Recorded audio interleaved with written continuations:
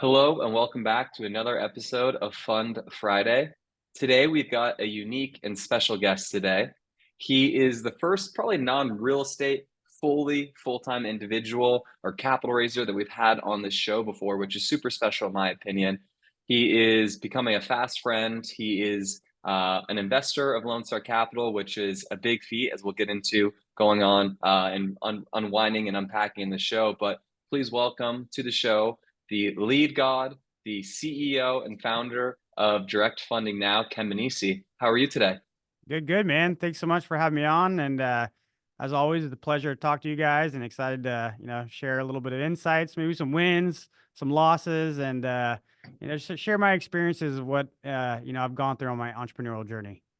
Absolutely, yeah. Well, and that's exactly what we want to talk about is entrepreneurship and the stresses associated with it, getting a company from the thin air to where it is right now. We are expansively hiring and crushing it in this marketplace right now. So, with that said, can you tell us a little bit about direct funding now, kind of your origin story and backing, and maybe some of the businesses that you've started along the way to get to the winner that you're cultivating right now? Yeah, of course. So I'll start off with what my company does. So we offer business financing to small businesses nationwide in the US. So we offer working capital anywhere from $5,000 all the way to $2 million.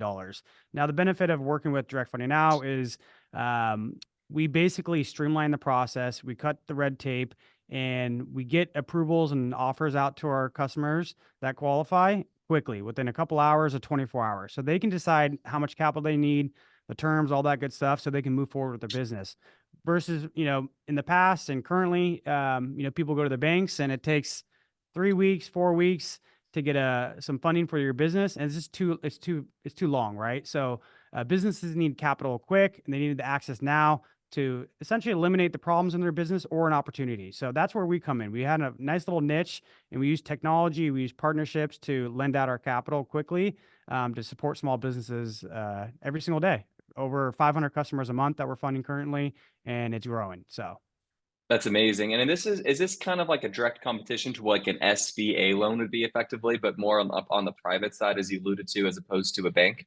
yeah, no, I mean we actually offer SBA products as well. So it's more short term capital, anywhere from like 12 to 24 months. But we also offer like lines of credit, equipment financing, essentially a one stop shop for a business to come to get a variety of different options, right? So you can kind of come to our place, a business online, and see what options are available for you, and you can choose the best option for your company. Now we have the partnerships already signed up for our company. We lend out internally as well. So we have a bunch of different things available for you. All you have to do is apply. You get to figure out your options and kind of go from there. Awesome. So, what are just out of curiosity are some of the types of businesses that you provide funding for? Like, typically speaking, what's the profile, or is it totally varying across the board? Yeah, it's varying. I mean, we fund almost every industry. Now there is industries that are a little bit more riskier than others, but yeah, we fund most industries, basically running businesses. So it's a lot of mom and pop shops, companies doing maybe anywhere from $250,000 a year in gross annual revenue to maybe, 30 million is kind of our demographic that we see a year, right? So they're businesses that just need capital for payroll, equipment, hiring, scaling, expansion, or just general bill pay, expenses, right? We're just that go-to shop where people can go to get capital quickly and move on with their business. So we work with a variety of companies, different SIC codes, but there's not too many limitations of what we can fund. Interesting. And are these businesses, maybe you kind of answered it there, but that are kind of in all phases of their growth process, whether it be just getting off the ground, needing to expand, or kind of in a payroll crunch where they need to basically deploy equity out to their employees to keep, the lights on? Yeah, 100%. And just there's so many different business models out there from construction to real estate where it's not just you get the money every single day that shows up at your doorstep, right? Sometimes you're waiting for invoices to be paid. Sometimes you're waiting for manufacturers to pay you out. Sometimes you're waiting for contract fulfillment, right? There's so many different variables of payments.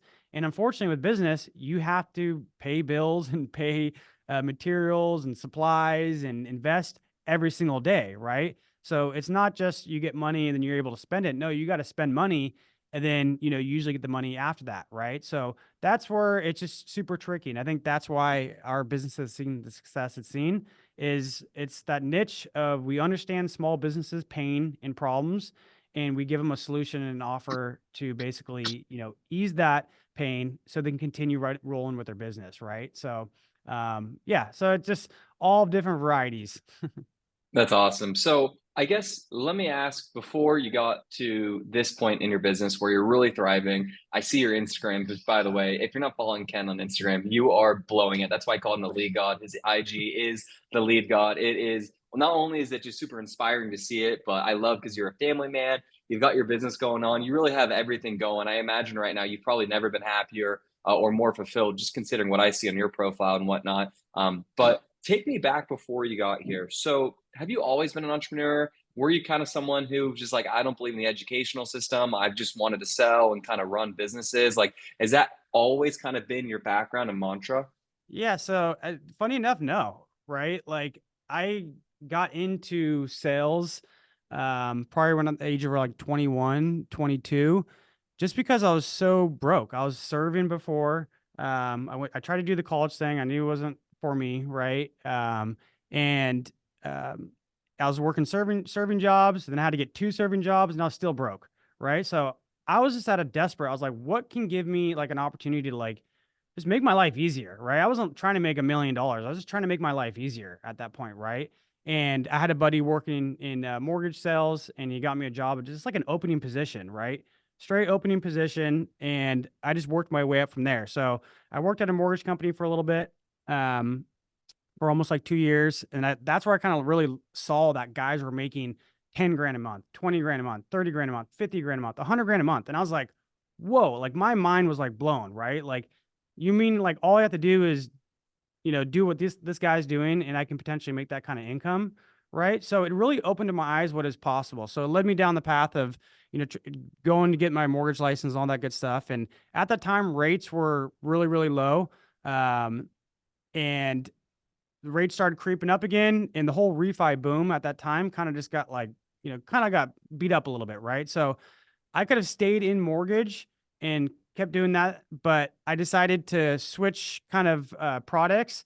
And actually, my brother, my business partner, he was doing business lending and he was working for a company, and he was said it was just blowing up, right? And this was probably back in 2000, I don't know, 14, 13 probably. And yeah, so he just said, hey, this market's like, this is a super interesting product. I never heard about it before. And I was like, all right, let me see how it's going to go. And I kind of used him as a test dummy, right? And Yeah. he has to give me all the clues, right? A lot of leads, great product, a lot of need. And so I made the switch over to business funding in sales. And, I didn't just crush it right away. I didn't make a bunch of money right away. It took me almost a year to 2 years to really like start doing well. You know what I mean? And I actually got fired from that job that I was working at. I was working there for about a year. I got fired. And then, but in my head, I was like, okay, should I switch industries again? Should I do something else? Maybe it's not for me, but I just knew that I could do it. Right. Like, so I'd have a good Right. month and I'd have a bad month. And I couldn't just really figure it out. You know what I mean? Because my first really, in-depth sales from the start to finish of, a different product. So I ended up working for, bounced around for two other companies. I landed at one company. In the first month, I made like 10 or 15 grand, like commission. Right. And And I you're was like, probably hooked at that point. right. And because I was like, I knew I can do it. Right. Maybe I just like, I wasn't ready for it, or, I had to wait for something to click within the process of the sale for me to kind of work. And then that's when I kind of like, I call it the money glitch, right? You figure out something that you can do really well, that's dependable, that's repeatable, and I figured out that I can sell this product really well. And, from there, I just started making really good money.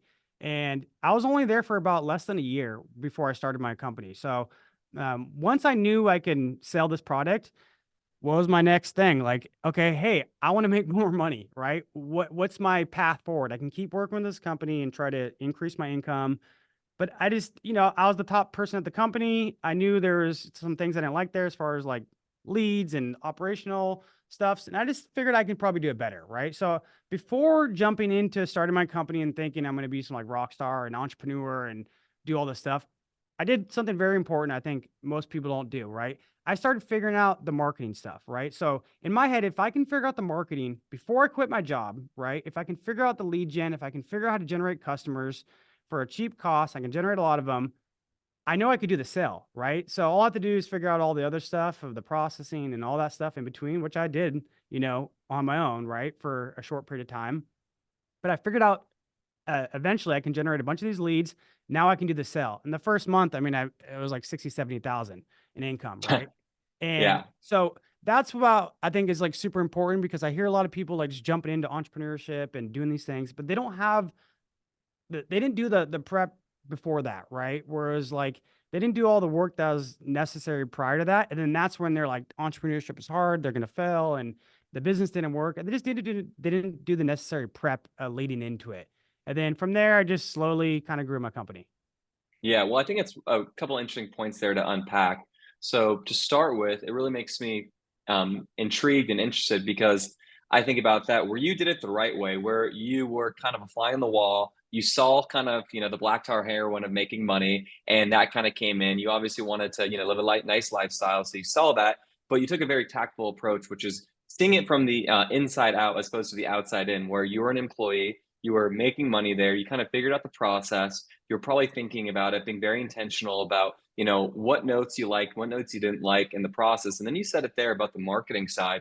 And if you can dial in the marketing side, when you have a good product and you kind of are fulfilling someone's need for what they have, kind of like how we met, you aren't really selling, you're relaying information and providing a solution and an opportunity for someone. And I think it's the biggest thing about sales as well is if you really feel like you have to sell someone, that's not a fun place to be in. I think we've all at some point in our life been in a position where we're really pushing hard if we need a buck or, we're kind of early in our career. But I think the older you get, the more you realize is you want to, lead, you don't want to have to force someone to do something they don't want to do themselves. So Yeah. it's super great when you have a product that, you have the right marketing, have the right messaging, and then you can easily convert people because the pump has been primed and there's a solution that you're solving for, right? So, Yeah. what about the marketing side did you think that gave you a competitive advantage that other people weren't doing? Was it just kind of utilizing, Google from a more optimal perspective in a business place that maybe wasn't saturated and didn't really have the best business minds and infrastructure around it? Like, what gave you your competitive edge to really light the fire for the company? Yeah. Yeah. And just before I get there, just to touch on what you said about sales is when I started making money in sales, and I'm just such a belief in sales and what it did for my life, right? I never made money when I sold. I started making money when I was consulting, and that's the main difference. When Yes. you're consulting somebody, it's not for everybody, and that's what you gotta understand. But if you can fit, the benefit of the product of how it's gonna better their life, that's when the money glitch started and, the money came in, right? I was never making money before, and I'd have big months and low months, and it was just chaotic, right? Because I was selling out of just desperation and need, right? But I started making money when I was, consulting somebody.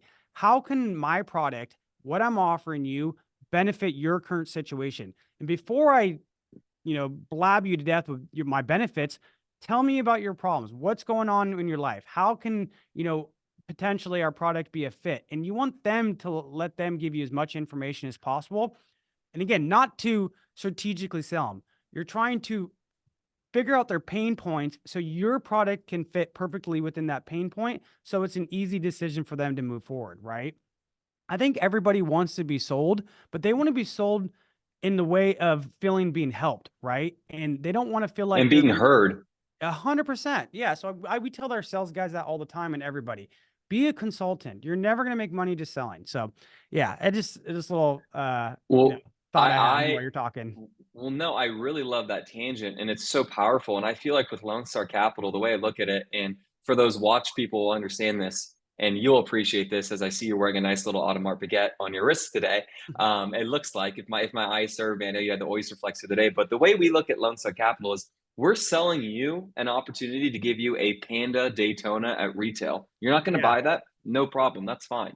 And then it's like if you don't see the value in that, then there's nothing I can do here. But you just mentioned so many great points, which is, if you're in the sales position, you really need to understand and qualify what your customer or client may want. And if you're a salesperson who's just rambling and talking the whole time, you will never, I mean, maybe you will because inevitably, if you talk to enough people, you're going to get business. Yeah. But you are not going to be successful long term, and your competition is going to beat you because you need to be listening, you need to be asking good questions and figure out their solution. And we're at a position, I'm sure you are too, where you probably don't want to work with everyone. You want to work with the right people. And maybe it's not a fit today, but it could be a fit tomorrow. But how amazing would it be if you actually say, hey, I don't think we're a fit today, but perhaps in the future we could work together. Here's something that might fit your solution. That is truly the biggest way to build trust in a relationship. And if Yeah. you have a long-term mindset and vision for what you're doing, then it's going to work itself out. I remember when you came to us, you had a need, and I think we hopefully solved for it, which is super crucial. And it was a solution orientated conversation, not me saying why we're the greatest thing since sliced bread. So we Yeah. get to earn the right for you to think that once you're in our systems, you're going to understand how great our process is, and hopefully we can make you a lifetime customer. But I think it's so, so crucial there. So I know you kind of mentioned this, but or you haven't mentioned this yet, but we've kind of talked about this before, not on air yet. So I'm excited to hear this. But what year did you start the company Direct Funding now? And kind of tell us about how, the starting process, the spikes, the ups, the downs, because if I'm not mistaken, you had a lot of headwinds when COVID hit, right? And then there was a boom after. So can you kind of walk us through what that was like navigating a business in California with all that going on, with all the craziness? Yeah. So, I started the company in 2015, and it took us a minute to kind of get the ball rolling. Meaning, like, I just didn't want to bring people on. I was always like a huge like advocate for like, hey, if I knew what was successful for me, which was like appropriate lead gen and good leads, and then that sales individual, myself or anybody else, can make some good money, right? So I was always an advocate of generating a lot of leads. I've just been like obsessed with it because I knew leads, essentially turned into dollars if, worked properly. Right. So, um, I was figuring out the marketing game, and then we started hiring people pretty quickly. I think after like 3 or 4 months, we started hiring people. My brother, my business partner, joined in after like a month or so. And then it was kind of off to the races. Right. So, we started hiring our first person, then our second, but I always made sure there's enough leads for the team. Right. I never hired a bunch of people and then the team was diluted. The people weren't making money because I knew if that salesperson that we were recruiting, good salespeople too, that I knew from within the industry, if they weren't making money, they're going to go somewhere else. So like it was like a fear based like motivation for me, meaning like, hey, this person's generating me a lot of money. If I don't give them opportunities, if I don't give them the right tools and marketing and leads and systems, whatever it is to be successful, they're going to go somewhere else. And I knew that. And it's always stuck to me to this day. If I don't give my team the tools and resources to be successful in the sales department and in other departments as well, but mainly like sales, right? They're going to leave and go somewhere else. So we're very, very aware of that. We're very, very fear motivated of, making sure our team has what they need to be successful. And that's why our competition, we're able to beat them out because maybe they look at it differently, as an owner employee, we look at it as, sales driven, heavy marketing, tools, resources, maybe a little bit too much almost at one point, right? But these guys know that we're never going to do bad on them, right? And we know that we're constantly pushing for them to maximize their income potential. So again, I think it's just a psychology change of thought process between, how people run their businesses. But yeah, so we grew our company pretty big. I think, before COVID hit, I think we probably had 50 or 60 employees, right? The business was growing just rapidly. So we grew up from one person, myself, to, sit in an apartment to over 60 employees from really 2016 to 2020, right? And the business was growing. It was massive. And at that time, like, I didn't like I knew kind of what I was doing. Obviously, we figured out some good stuff, but like it was still so new to me, right? Like it was my first business and it took off right away. So there's so many challenges with that, with like managing personnel, just structural stuff, marketing, um, hiring. It was just all new to me, right? So like I told you kind of in the beginning, like I never had this dream of being an entrepreneur. It just was like an organic thing for me. How can I just better my life, right? And that was it. And ultimately, how can I make more money? That was like my major driving factor, right?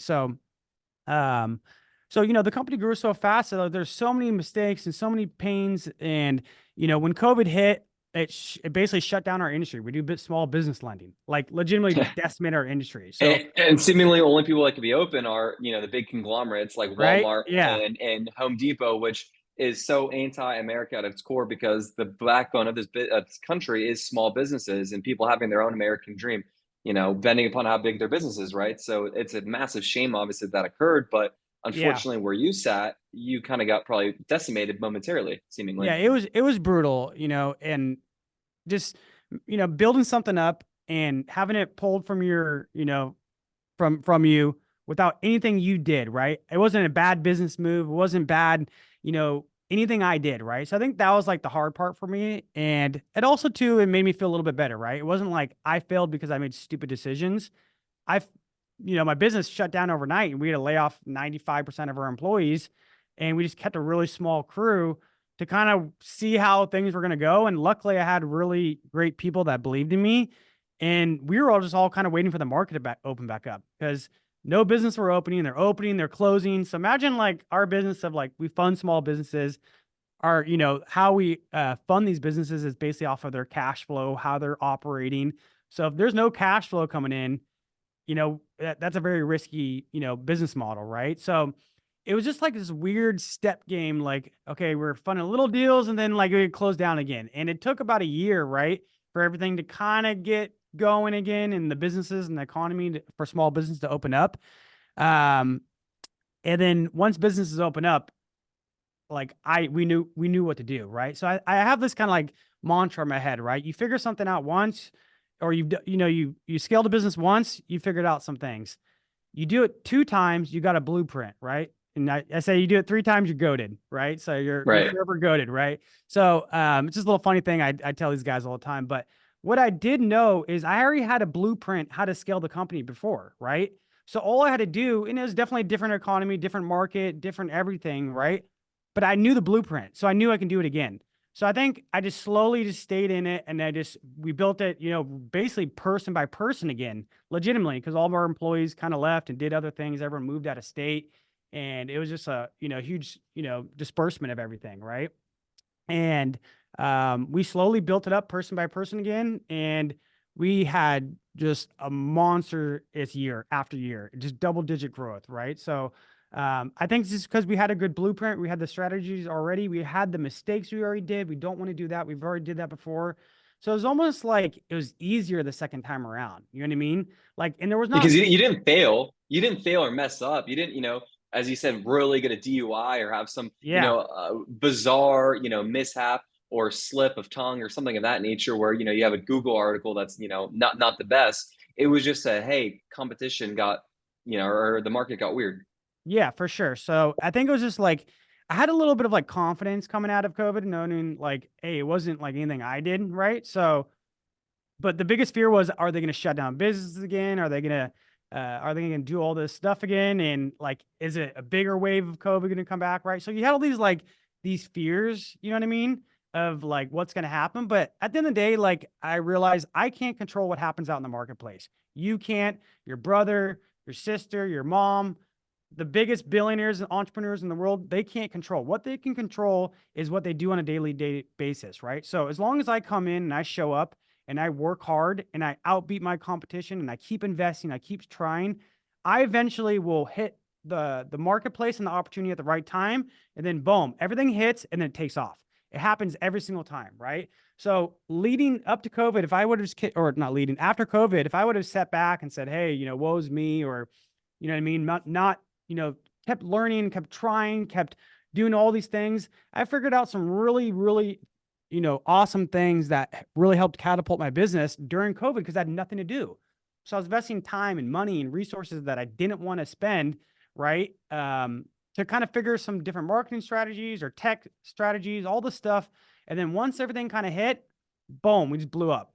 We blew up Yeah. faster, right? And we blew past our competition and they're wondering what the heck we did. But again, it's all the prep time that you're doing in the down times and the slow times that eventually hit, and then your business blows up. You know what I mean? And everyone's wondering, whoa, like, how did they do that? Like, Yeah, you're an eight what's the year magic overnight secret? success. Yeah, Yeah. you're an 8 year overnight success that all of a sudden you blow up and everything, comes into place. And do you think COVID is actually a monumental opportunity because maybe perhaps your competition was on the sideline or felt mentally defeated and you kind of stay positive? Do you think that was part of, the massive, gain in the marketplace you ultimately got? Yeah, for sure. I think it wiped out a lot of competition. You know what I mean? It changed the market. It changed everything, right? So I think it just anytime there's like a shakeup, I think you've heard this, right? There's blood on the streets, you know what I mean? Like anytime there's Right. shakeup, there's opportunity. And it is sometimes the opportunity doesn't hit you right away. Sometimes it's a year down the line, maybe 2, 3 years, whatever it is, right? But as long as you're putting in the effort that you need to be doing every single day, you know what I mean? Consistently, religiously, almost obsessively, eventually the market will hit with whatever products you're offering, and then your business takes off. You know what I mean? And it's just and that's what I've learned. So I just learned that I just keep my head down and just keep showing up every day in the office, even though I don't have to, even though I don't days I don't want to, right? Just like the gym and all that, the same, metaphor for that, right? You just show up and you just keep doing what you have to do. And then eventually you turn around and you're like, whoa, I got a big business. I got something really happening here. And I think Yeah. that's just and that's true for any entrepreneur out there that's struggling or going through things. And maybe they're thinking they're not it. And just look in your marketplace. Is there guys doing it? Yes. Are they doing it at a large scale? Yes, most likely. Then it's possible. You just haven't figured out the right formula yet. Yeah, no, and I think you said it so well, just, the three times you're goated. There's a blueprint out there for success, and it's not rocket science. It's just putting in the work every single day. And So basically the formula for success, right? right.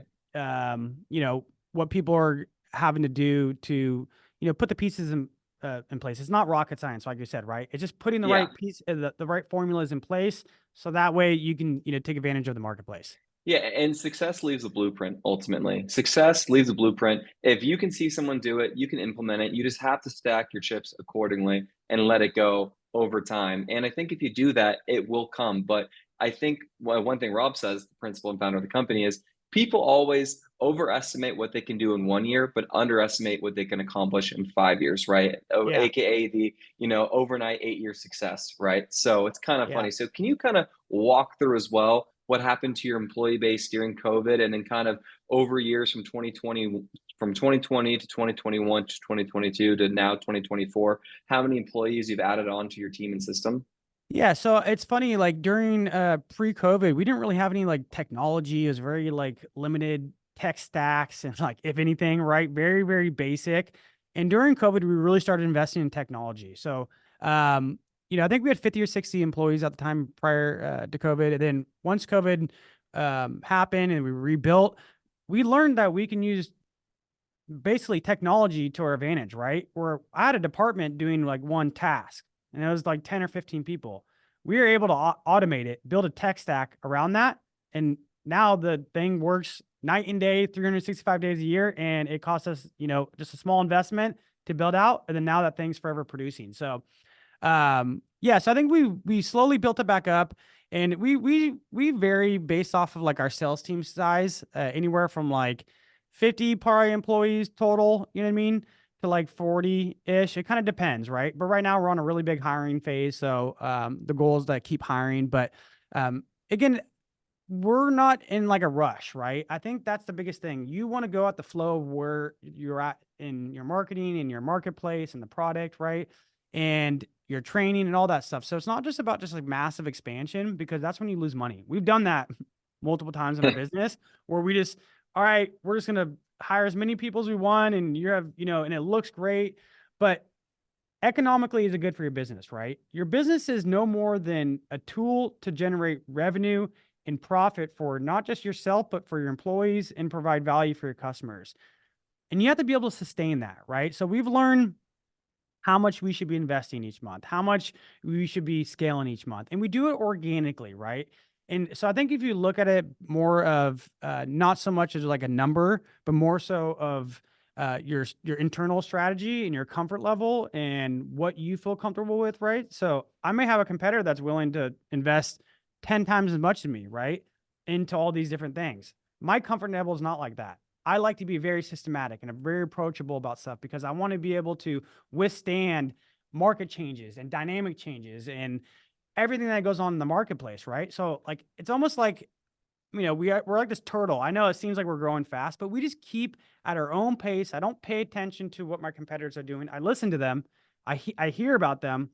I I definitely pay attention to them a lot, but I don't, feel like I need to chase them at any point. I know where I am at as an entrepreneur and a business owner, and it's to provide a value for our employees and our customers, right? And if I consistently do that and we do it extremely well, my business just organically grows, right? So I think it's not so much of just like a race to the finish line for employees or revenue. And believe me, I'm obsessed with growing. Like I believe with, to my heart and heart, if you're not growing, you're dying. If you're not improving, you're going to be taken out. And I believe that. And it's a fear of mine, right? So if I want to continue providing a life for myself, my family, my employees, I need to improve myself and I need to improve our business and we need to improve our optimization, our technology and our marketing, our training. Everything needs to be proved consistently, right?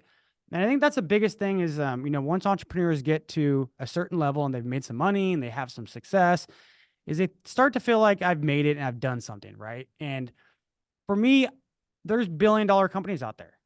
How can I look at myself in the mirror and be like, wow, you've done something of value? Yes, I can be proud of what I've done and I can be, but there's so much more opportunity out there, right? So I think that's just that thought process when I wake up and I feel like I've done something, like I can be proud of myself and I can be proud of our team and proud of our numbers and proud of the awards and the fastest ink and all this stuff. But there's so much opportunity out there. There's so much marketplace out there still. And that's what drives me and motivates me, right? And it's not so much the dollar amount because I know that's a byproduct of success, but it's building something of such massive value and impact that it changes not just your life, but my life and everybody around me. And that's what drives me to today, ultimately. So hopefully that kind I of love answers that. the question. No, it does. So, speaking of a couple of things, and I think you mentioned something, and I want to really expand on this thought, which was, you could just hire to hire, but you may, run into a couple of things. You could overhire, end up spending a lot of money on training for someone to not be the right cultural fit.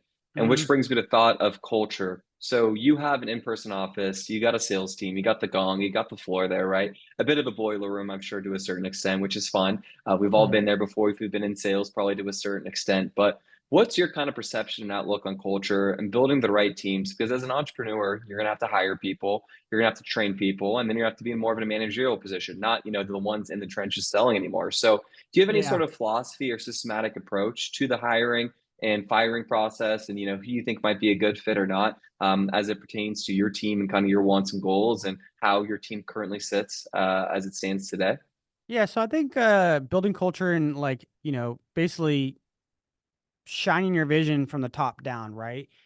It's taken me a while to learn that stuff. That's been actually a little bit harder for me. Because I'm such just like an in the weeds guy, right? I can go in my office and work for 10 hours and just look up and be like, oh crap. You know what I mean? Like the day's gone. Yeah, Right? Like this is how I just very hyper focus when I do tasks. And when I'm like, when I got my sights set on something, like that's all I can see. Right. It's just like completing it and getting to the next task. Right. And so it's been a learning curve. When the company pre-COVID was going up, it was just such a rapid thing. And there's so much growth and revenue and everything just rolling at you so fast. You kind of just don't really know what you're doing. Right. And I think that taught me a lot about like, mistakes and things I should have done differently and how I should have been more vocal about what we want to do here and all that stuff. But then the second time around, um, I'm way more present on the team. I'm way more present about where we want to go. I'm way more present about, voicing, what I think we need to be doing to be successful. And also too is like not just what we need, meaning like the employees need to do, but what do I need to do, right? So I tell them religiously every time we have, meetings, weekly, monthly meetings, or whatever it is, what am I going to do to make you guys successful, right? Hey guys, this is what I'm working on. This is what our team's working on the back end to make sure that we're beating out our competition, that we're getting a better product, that we're faster within our competitors, right? This is what we're doing. And we're not going to sleep until we're, successful at these things. And then we're going to move on to the next thing. I got all these new things I'm working on in marketing and in technology, right? To improve your guys' potential earning potential, right?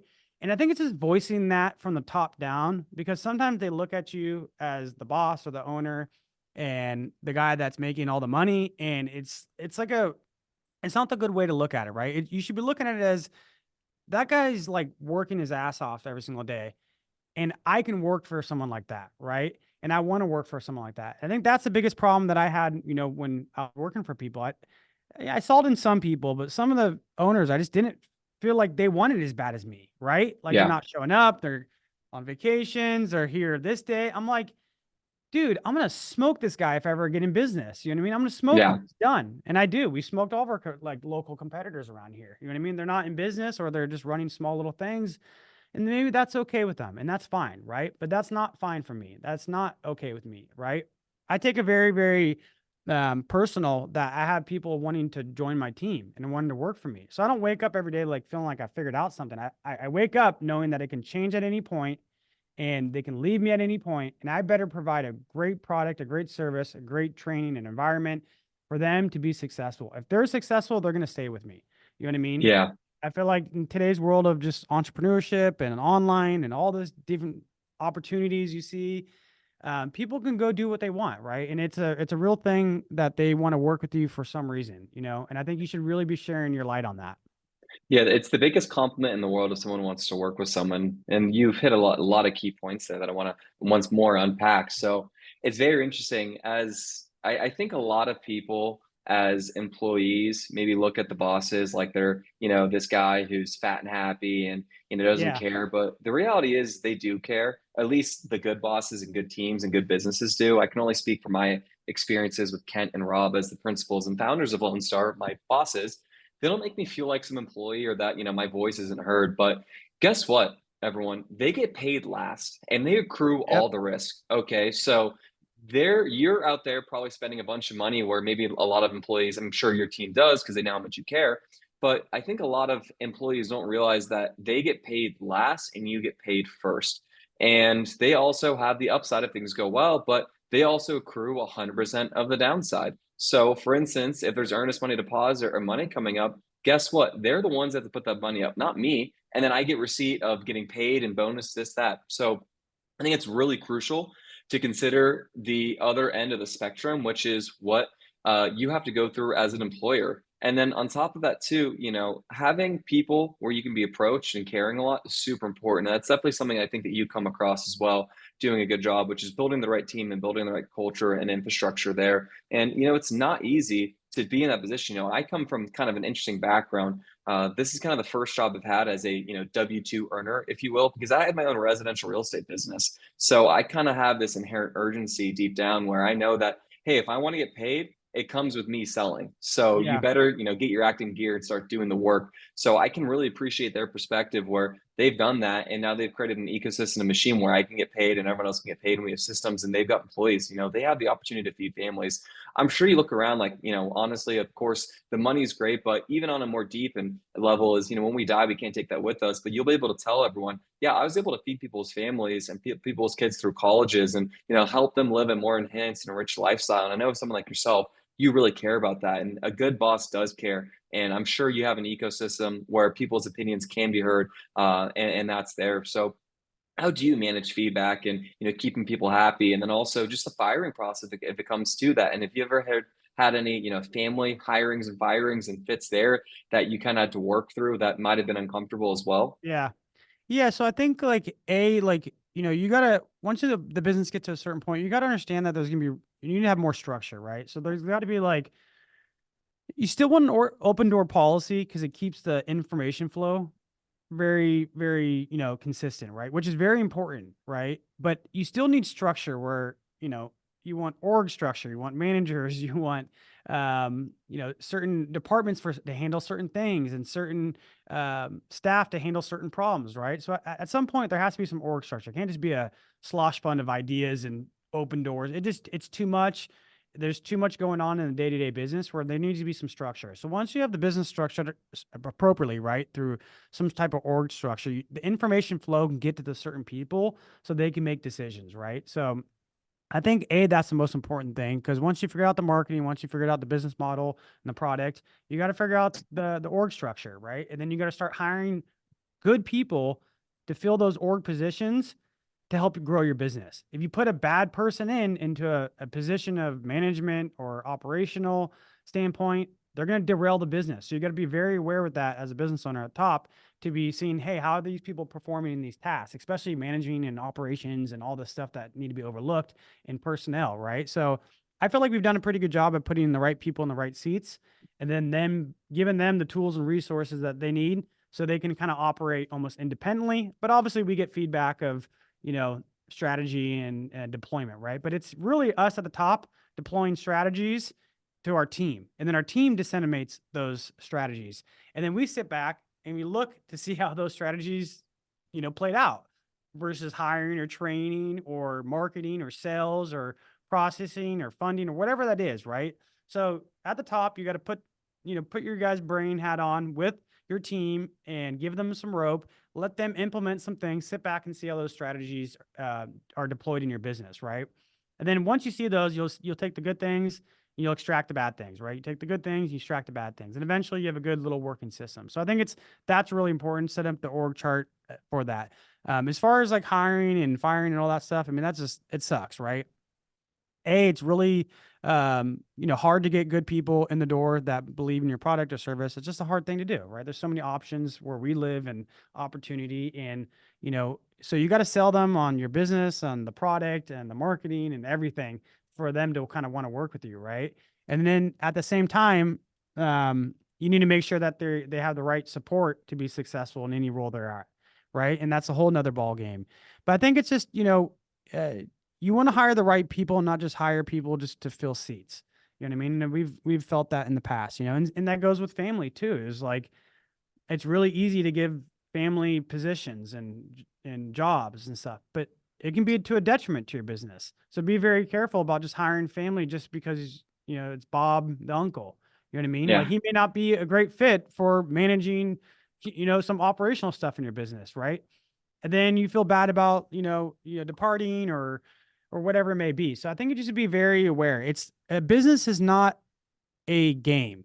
It's not an ATM machine that you just spend and just try to scrape some little dollars for yourself. It's a value for the customer and your employees. If you look at it that way, who are you going to bring on to bring the best value and best opportunity for your employees and your customers? If you bring on the right people to manage those positions and do those tasks, then your business grows organically. But you put the wrong people in, it's horrible for your business. So I don't advise you bringing in people that just because they're family or whatever, bring in the right people because they're the right fit. And when they're not the right fit, unfortunately, this is not the gig. Now you can do it in a respectful way. You can help them find opportunities or whatever that is. But um, I look at this business very seriously. Maybe I'm too serious and a little like, hey, No, that's why my you're on the top. partner, yeah, my partner's way more lenient with stuff. I'm very like analytical, right? Like just look at the numbers, look at, this and let's make our decisions, right? So I think he does have a good yin and yang to me. I'm very hyper focused. I'm very, a lot of energy. He's very laid back, more personnel, very like, A little he's good cop, good. bad cop. Yeah, 100%. He's really good with people. He's really good with hiring and really good with just managing emotions. I'm not. I'm very just like one way, and it's hard for me to see outside the numbers sometime. You know what I mean? But that's why it's Yeah. good to have partners. I thank God I have him and the people that we built around us for managers. But yeah. So Absolutely. Well, and then what's next for your company right now? And what other businesses do you hope to plan on starting if you have time for? Do you have any other goals with regards to, any other, ventures that you would consider doing? I mean, obviously you're doing great right now, so there's no point to disrupt that. But do you have any other ideas for, other maybe ancillary companies or something outside of what you're doing currently? yeah. So like it's funny. Like I've tried like little other businesses on the side of doing this, right? Like similar sales, different products. And what I realized after doing these things over and over, doing a couple of them and, investing all the time and energy into it, and eventually it doesn't work, not because I'm not motivated, it's because I'm not doing it 100% focused, right? So I kind of got to the belief after doing these little side things is just focus on one thing and do it really well. Now, if there's a secondary product that you can launch that's integrated in your system, then do that. Don't start a whole new business model, whole new demographic market. And some people are successful and they can do a bunch of different things. I can't. I need to be dire focused on one thing, one main strategy, right? And that's just how I operate. For other people, God bless their heart that they can do 10 businesses and all be successful. I just can't. My brain doesn't work that way. Right. So I've learned just to be able to, bat away all these crazy opportunities that get approached to me all the time and just try to stay mainly focused. So our next step is just growing our internal business, but we're launching a funding arm of our business. Right. So just another vertical within our company. Right. So that's going to be funding the small businesses. We've been a broker primarily this whole time. We've done a little bit of funding, but this new funding arm is going to be funding the businesses directly. So I don't need to work with outside partners. And the reason why that's important for us is speed and uh, transparency and better product and service. I look now after years of doing this, I see what I don't like about what our products are offered. I don't like from our lending partners of the technology they're using and how they deliver their products and the speed of it. So I realized like, hey, again, back to, pre-starting my business, if I can do this better and I can do this faster, smarter, better technology, better service, customer service, I can outbeat my competition, right? And so basically that's our next model is launching our funding arm and utilizing our technology and our experience and our huge portfolios of business to essentially give our customers a better product, right? Yeah. And streamline the process and not have to cut the red tape, even though it's super fast now, but there's still red tape in my eyes where I'm like, dude, I can do this faster if we're doing it internally. So I think that's our main focus right now and just growing our current business and continuing just trying to provide a good product to the marketplace and just consistent effort moving forward. You know what I mean? I don't think we've done anything crazy.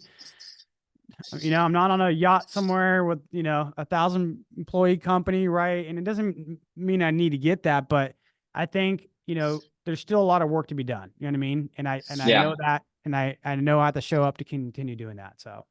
For sure. With that said, you mentioned technology. How is technology going to alter your space with AI and automation? Would you kind of want to tap into some of that potentially for kind of next steps to be kind of cutting edge to, I guess, outbeat your marketplace? And are you implementing any tools currently that utilize those two strategies of automation and AI currently? Yeah, for sure. 100%. Like in the AI too, that's like a buzzword, I think, but there's a lot of like little, like, 100%. yeah, there's a lot of things in between there that you can do for even to like customer outreach that you're seeing now where they can follow up with their customers or provide updates through automation and an AI voice. But you also too is like it's really more so like about like potential like underwriting and risk factors and automating a process of triggers and yeses and nos and positives and false to give information out quickly to personnel, right? Or another automated system so that can continue down the line. So I think you should be highly integrating technology into your business consistently. There's so many tools, there's so many new products that are launched. And I think it's just, again, just like with anything else, just trying things. And if you're not trying things and you're not investing in your business, eventually there's gonna be another guy coming around the corner that invests in more time and energy into this. That's gonna start winning your customers. That's gonna be faster. That's gonna be better. That's gonna be providing a better product, a faster experience. You know what I mean? Or just an all around better system, right? And then they're gonna start winning your customers, and then they're gonna start stealing market share. So I think you should be highly invested into uh, any sort of automation into your business, and that can be from simple to like extreme, tech stack automation, right? And I think you should be looking just to start small and just build it out. And it's crazy because it's just like when I didn't know anything about like really like tech stuff, when I got really involved with it, you just start building out one thing and then it leads to another thing and it leads to another thing, and then all of a sudden you look back and you built out this crazy automation tool, right? So I think it's just using tech that's out available right now that's best fit for your business. And that could be as simple as setting up automated emails and automated Yeah. SMS to go out to your customers and follow up and videos and, whatever. The more you have of it, the better, to be honest. It just takes time. I think you should just organically infuse it into your business versus thinking it's going to be some like magic pill that's going to blow up your business, right? Just infuse like these little, like almost band-aids in your business to improve certain tasks and operational processes. Without a doubt. And I think the biggest thing automation really is just to streamline the process. But at the end of the day, it is our roles as humans, and people still want to talk to a human. They want to make sure they're not talking to a Yeah. robot, and they want their hand held through the process. They want someone to guide them and wrangle them through the transaction, to make them feel good, to ask an expert, to ask someone who's in the weeds of this day to day. So that's kind of our role, to integrate, better systems, to streamline it and keep our, operations smooth and lean, but to provide the human element that can't be replaced. Moving on to the next, segment as well, or kind of topic, which is, investing. Obviously, we got fortunate enough to connect via Gil, your brother, who said, hey, you guys should, look at maybe Lone Star Capital because this was the first kind of third party syndication you invested in. But how do you look at the world of, real estate investing and just investing in general? Do you have any kind of thesis or kind of strategy that you implement? Because now that you're, doing quite well in your business, now you get to look at the investing side to, ideally lower your taxable income, things of that nature. So what is your thesis strategy and plan, I guess 5, 10 year short-term plan, perhaps that you're looking to implement to, kind of make your money work harder for you? Yeah, so I think you can look at investments and you can get kind of blinded by a lot of shining objects, right? You hear guys just about doing certain, like for instance, let's talk about real estate, commercial development and residential development, and you see them making a lot of money, and you're like, well, am I investing the wrong way? Investing is simply just investing, right? Like I want to get my money working for me with I don't me having to work for my money. I've already worked for it. Like I want to invest it and have that money earn dividends and be able to grow that nest egg basically and earn more dividends, right? So for me, it was always just about working hard in my business, extracting the capital and earned money and moving it into investment money, and you build the investment money.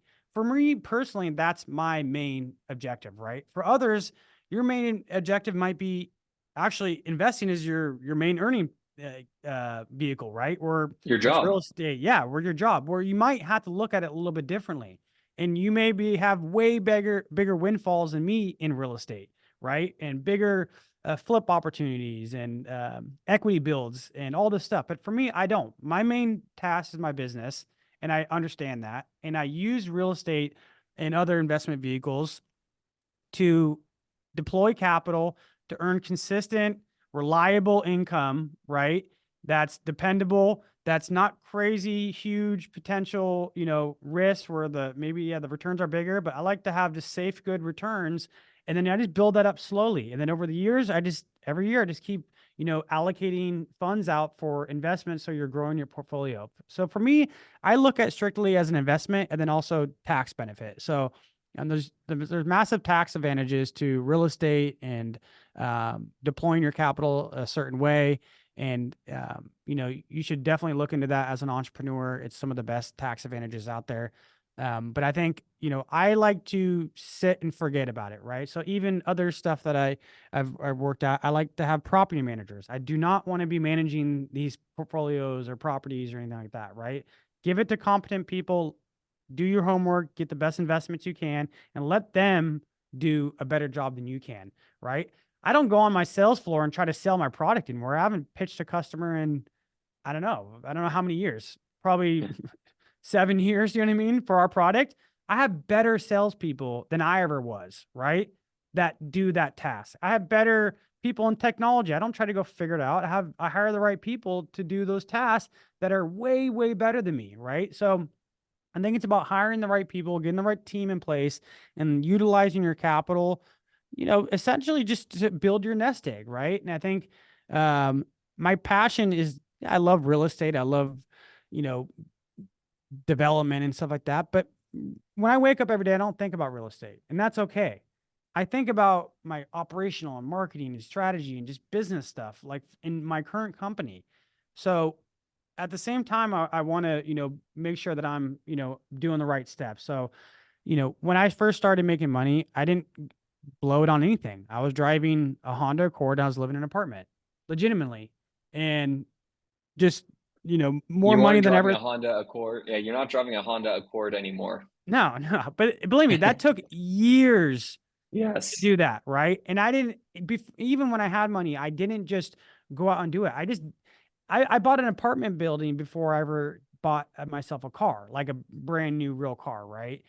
And so that's just the way my thought process was, right? So it's just about investing for the long term and not thinking I've done anything successful because I knew I didn't, and comparable to people that are out there in the world, right? So I think it's just about respecting the dollars you've earned, invest them wisely, and try to find the best tax advantages and yield obviously as well that you feel comfortable with. You know what I mean? But if you take a big swing and a super big risky thing, to be prepared to lose it. You know what I mean? But if you take a little bit more mild approach with still good returns, you can sleep at night. You know what I mean? And at the end of the day, if I lost all of my money I've invested, it would be horrible. But I know that I can generate more money in my day-to-day, skills that I've acquired, right? And running my business and doing other things, right? So I don't have that fear of investing, you know what I mean? And I never did in the beginning either. It was always just like, I'm able to generate revenue, I'm able to generate an income, grab this money, put it away, and then wait to invest it. And I just been doing that for almost, I don't know, 5 years now, like religiously, you know what I mean? And before that, I was just saving. I was saving. I was saving. I was saving. And then eventually when I felt comfortable, I started deploying capital. And I think that's a great strategy that's been beneficial for me. And I don't have to worry about anything anymore. I don't worry about ups and downs and ebbs and flows and anymore. I just cruise. And that's my financial freedom in my head, right? I just want to be able to operate. I want to be able to invest. I want to be able to try things. I want to try, different investment vehicles, or I want to be able to invest in my business. And I don't want to have limitations to that and have fear to do that. So I want to be able to do that and feel good about it. You know what I mean? And not crush me if it blows up. But I understand if people have to do that. You know what I mean? And I Yeah, respect the ways. sure. Can you share just before we wrap up the show? You've given so many great nuggets. So thank you so much for coming on and sparing an hour of your very busy day and time. And we do really appreciate it. Is there one lesson you can think of that you'd like to share to the audience that, if they're starting a business or if they're getting going in their career that, it took you a while to learn that you think might be actionable or, really, really useful before we go? Yeah. I think, coming from where I was, I actually got, kicked out of my house when I was 16, 17 years old, and I was couch surfing ever since then, and I had no support, financial support. It was just legitimately me on my own, right? I actually dropped out of high school when I was 17 because I was like, I got to work or I'm going to go to school. Legitimately, those are the conversations in my head. So I'm like, oh, I got to go work because I need money, right? So I've just thought of, I think, after going through and this whole cycle and business and entrepreneurship, it just, after a while, you're going to get tired of where you're at in your life, hopefully. Right. And I think the whole point of life is to improve, to better yourself, for self development, to be better than you were last year. Right. And it's okay if it's taken a long time, but I think it's just consistent thought process of trying to be better. Right. And trying to do things better and trying to live better and just try to like essentially go for something that you've, maybe thought is out of your reach. And I think I've just constantly had that curiosity. And even though it sounds scary to other people, I never had fear of it. It was weird. I never had fear of starting my company. I never had fear of saving money. I never had fear of investing. I just don't. I just make calculated decisions mentally leading up to it, maybe 6 months up to that decision of, I think I'm going to do this. I think this makes sense. And you're gathering data, right? So I think it's just, people need to try to look to better their lives more. And that's why I try to promote mostly on my Instagram. I know there's like flashy stuff on there and stuff too, but if you really like pay attention to what I'm saying, I want to better my life, right? Why the hell not? Why should I not go for the biggest goal possible when I know it's available? And it might take me 5, 10 years, 15, 20 years. But you know what? That time's going to pass anyways. So if I look back and in 10 years, if I don't try to better myself because of the pain and all the, the issues that may arise with that and all the, heartache, I'm going to be in the same spot anyways. I'm going to be, hopefully alive anyway. So why not try to better your life? Why not try to improve your life? Because you're going to look back in 5 to 10 and 15, 20 years, and that time's going to pass regardless. So why not put every ounce of, motivation and desire into improving your life? Because then eventually when you do something and there's something, major impact and you'll know when that happens in your life, you're going to look back and you're like, thank fucking God I didn't just stay put. You know what I mean? Thank God I didn't just stay doing the same thing. Thank God that I made a chance on myself and I made a risk. And it doesn't mean you need to go start your business. It means just improving your life, improving, your income. I'm a big advocate of trying to, increase your income. You know what I mean? And I just think that, earning potential it helps you do a lot of things in your life and it helps you provide a lot of benefits for yourself, your family, and your employees. And I'm just a big advocate of that. So you should always be looking to increase your income, improve and increase your life living standards, I guess you could say, without like extending, right? So I know that's a long-winded answer, but I think it's just self-development and self-improvement. You know what I mean? No, And and that's that's super kind of that's inspiring. that's what I kind of just like to preach, especially on social media. It's just like, don't quit, never give up, even the days when I post that stuff and I have a shitty day and I want to quit that day, I just try to be like, just remember, like, where do I want to be in 5 years? You know what I mean? In 10 years. And if I stop now, then dude, my writing's on my wall. You know what I mean? Or I can wake up, dust my knees off and the dirt and just keep rolling. You know what I mean? So I think that mentality is just a mentality that needs to be spreaded more. And that's why I like talking about it. I know, I love it. That's super positive. And I really had kind of one of those moments in my life too, where I was like, hey, man, you got to figure something out, but where you are, you can't sit still. So you better try something new and you better pick yourself up. And it's okay if you fail, but you cannot simply not try. Yeah. To try and to pick yourself up and fail forward is kind of the message there. So, with that said, Ken, thank you so much for coming on the show. The Lead God, where can people find you if they want to get in touch? I know you said you're hiring right now. If there's maybe someone maybe looking for a job might be a fit. I know you got Yeah. flooded, of course, for that, but where can people find you, reach out to you, maybe connect if they want to learn more about you and kind of connect personally? Yeah, you just mostly Instagram's like super easy. I have a little podcast on YouTube, and I just interview like really mega entrepreneurs that are doing things that I think are really um awesome and motivating. But I'm really just Instagram at the Lead God. Just hit me up, DM me. I actually reply to a lot of people, and I just have fun with that. I just post things that I like and things that motivate me and things I think are visually cool and stuff like that. So I think just hit me up, and whether it's a job or just talk about entrepreneurship, or hey, these are things that I've learned. I'm like super open. I just like to keep the information flow going. So hit me up there, and yeah, come say hi. Absolutely. Well, thank you so much for coming on the show. We look forward to seeing you next week on Fun Friday. Peace.